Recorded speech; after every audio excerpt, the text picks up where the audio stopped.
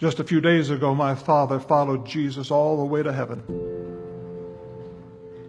Most of his life was spent traveling the world, but the last week he embarked on the journey he had been looking forward to all of his life, the journey from earth to heaven. There was a little boy here in Charlotte milking cows every morning and every afternoon, and he had no idea that there was a little girl praying for him in China.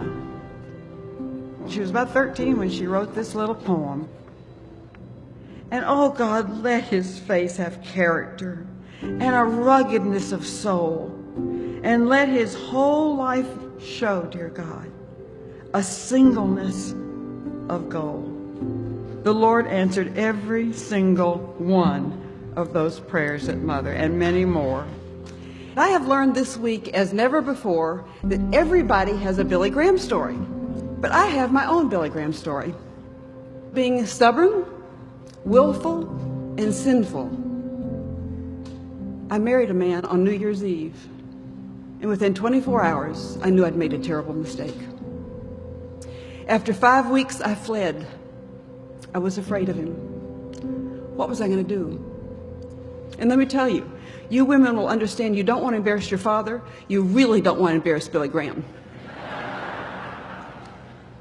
I rounded the last bend in my father's driveway, and my father was standing there waiting for me.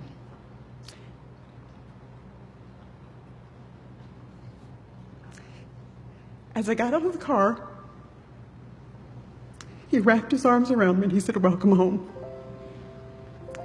There was no shame, there was no blame, there was no condemnation, just unconditional love.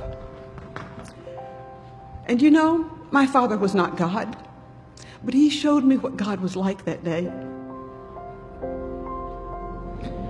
I know what he would want me to say today is heaven is coming again and would like to take you also. I believe from heaven's perspective that my father's death is as significant as his life. And I believe God is saying, wake up, church. Wake up, world. Wake up, Anne. Jesus is coming.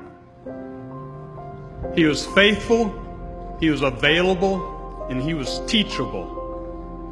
May we all be that way. I can only imagine what it was like for my father to step into heaven, and there was the Lord Jesus Christ to say, "Well done, good and faithful servant." Not because it was Billy Graham. It's just another child of God had come home. Another child of God.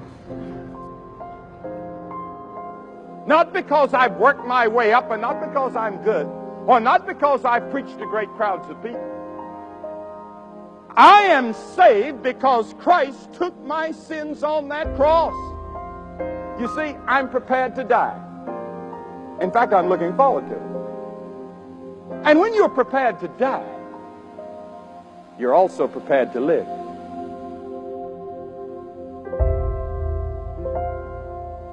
And when I come to the gate of heaven, and if they have a password,